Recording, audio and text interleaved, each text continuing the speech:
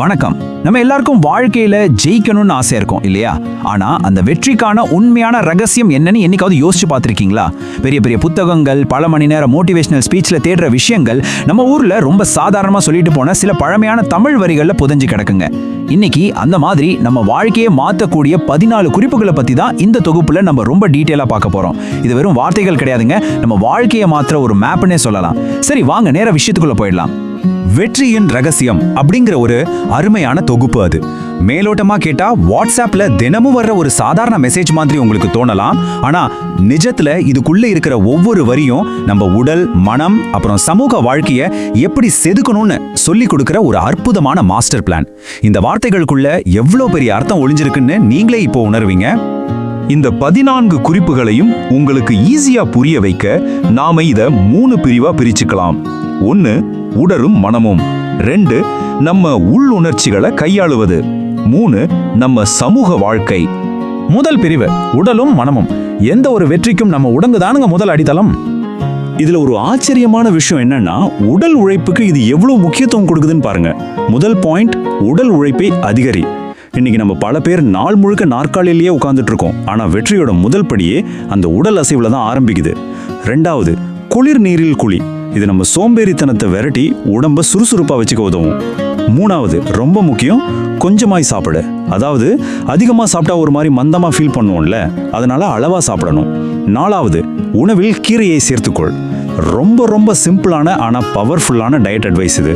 ஒரு ஸ்ட்ராங்கான மனசுக்கு ஆரோக்கியமான உடம்பும் சரியான உணவும் தான் பேசிக் அப்படிங்கிறது இந்த வரிகள் நச்சுன்னு சொல்லுது. சரி, உடம்ப பத்தி பார்த்தாச்சு. அடுத்து மனசுக்கான பயிற்சிகள். புத்தகங்களை துணைகொள். நம்ம அறிவை வளர்த்துக்கவும் சிந்தனையை விரிவுபடுத்துறதுக்கும் ஒரு நல்ல புத்தகத்தை விட பெஸ்ட் ஃப்ரெண்ட் வேற யாருமே இருக்க முடியாதுங்க. அடுத்து பாத்தீங்கன்னா, இரவு உறங்கும் முன் நெடுந்தொலைவு நட. இந்த 2 விஷயத்தையும் சேர்த்து பாருங்களேன். இது ஒரு சூப்பரான ஈவினிங் ரூட்டீன். நைட்டு தூங்குறதுக்கு முன்னாடி ஒரு நல்ல புக்கை படிச்சு மனசுக்கு உணவு கொடுத்துட்டு கொஞ்சம் தூரம் அப்படியே நடந்துட்டு வந்தா உங்க மனசும் உடம்பும் ரிலாக்ஸ் ஆகி அடுத்த நாள் காலையில ஒரு ஃப்ரெஷ்ஷான வெற்றிகரமான நாளுக்கு நீங்க முழுசா ரெடி ஆயிடுவீங்க. இப்போ நம்ம 2வது பிரிவுக்கு வருவோம், உள் உணர்ச்சிகள். அதாவது நம்ம மன வலிமையை உள்ளுக்குள்ள இருந்து எப்படி உருவாக்குறதுன்னு பார்க்கலாம். இது ரொம்பவே ஒரு பவர்ஃபுல்லான விஷயங்க. ஆத்திரம் அகற்று, அப்புறம் கோபத்திற்கு மௌனத்தை கொடு. யோசிச்சு பாருங்க, கோபத்தை இன்னொரு கோபத்தால கண்டிப்பா ஜெயிக்கவே முடியாது. உங்களுக்கு பயங்கரமா கோபம் வரும்போது அந்த சிச்சுவேஷனை ஹேண்டில் பண்றதுக்கு உங்ககிட்ட இருக்கிற மிகப்பெரிய பிரம்மாஸ்திரம் எது தெரியுமா?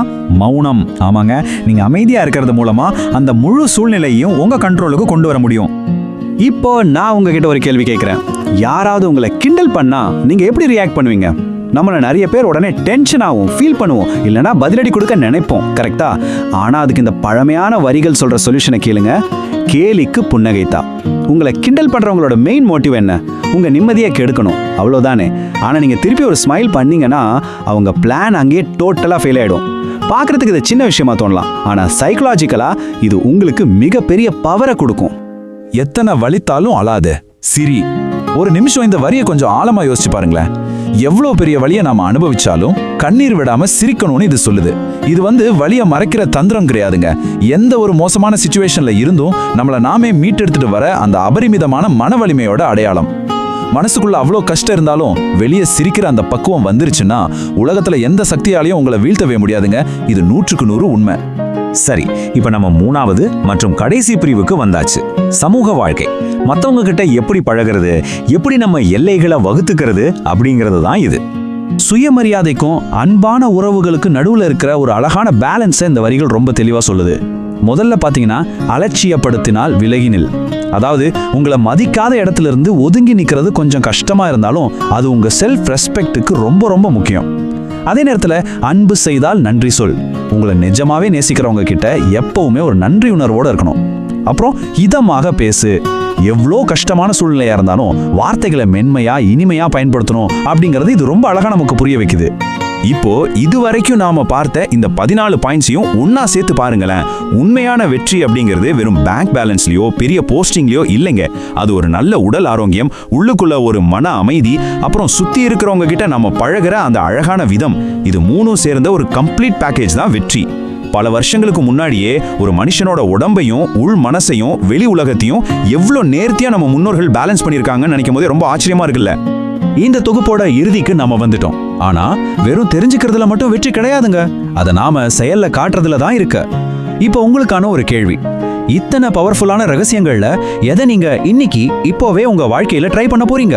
பச்சை தண்ணியில குளிக்கிறதா, தூங்குறதுக்கு முன்னாடி வாக்கிங் போறதா, இல்ல உங்களை கிண்டல் பண்றவங்கள பார்த்து ஒரு ஸ்மைல் பண்றதா? இதுல ஏதாவது ஒண்ணு மட்டும் செலக்ட் பண்ணி உங்க வெற்றிக்கான பயணத்தை இன்னைக்கே ஸ்டார்ட் பண்ணுங்க.